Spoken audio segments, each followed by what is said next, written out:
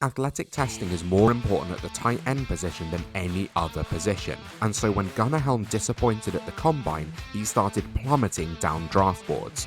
But it turned out that he'd been running with a twisted ankle, the photos of which are absolutely gnarly, so we are not sure quite how good of an athlete this guy is. However, on film there's so much to like, and he's going to become a quarterback's best friend when he hits the league.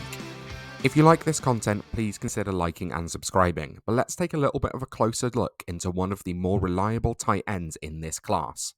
The first thing you notice when watching Helm on film is that he is a fantastic catcher of the ball, and that includes working through traffic, it includes extending outside of his frame.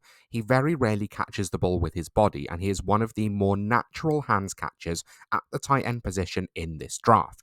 This is incredibly helpful for him. That lack of drops is just going to help him become a reliable weapon in the NFL, because you know that you can throw it outside of his frame, you can throw it slightly behind him, and he has the ability to extend and pluck it out of the air, and that includes working through traffic across the middle of the field, even if some of his production did come on checkdowns, which to be honest is a vital ability for tight ends to succeed in the NFL.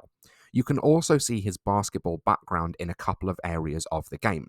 First of all, his ability to box out defenders with his body, knowing about good body positioning when working on contested catches, but also the ability to high point the ball, which in contested catches is a vital skill, but really helps him working in the red zone, which again, as a tight end, is incredibly important. Touchdowns end up being a huge part of their production as bigger bodied receivers.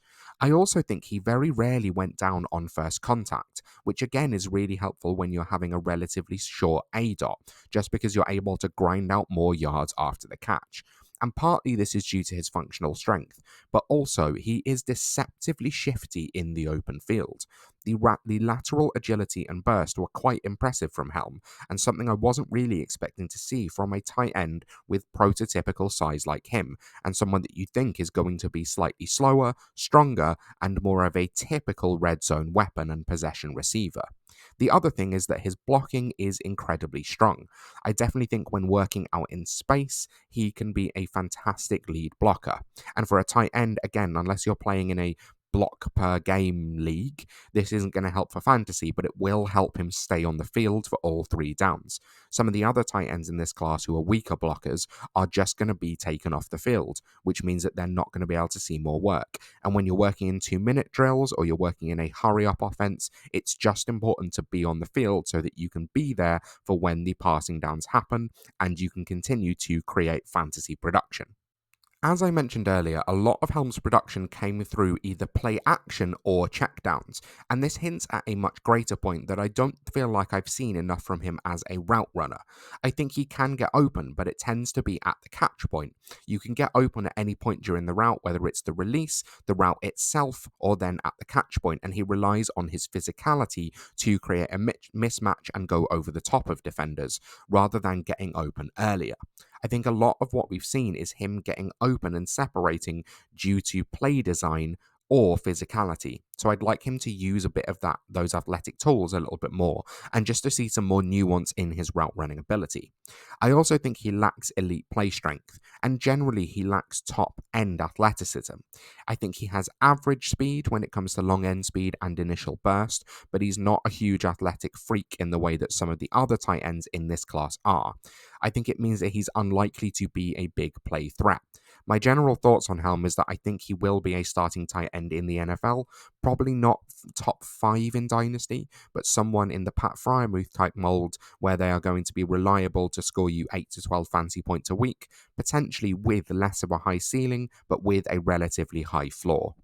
Fryermuth was someone that I considered for my playstyle comparison, but I've gone with Tyler Higbee, a reliable red zone weapon and someone that can get open, but is likely to be the third option in your offense at best. Now, if there's injuries or if the offensive coordinator likes featuring a tight end, they may potentially see some increased usage, but it's someone that's more going to be reliable than explosive and going to score a fair amount of touchdowns, but very rarely going to have receiving plays of over 15 to 20 yards.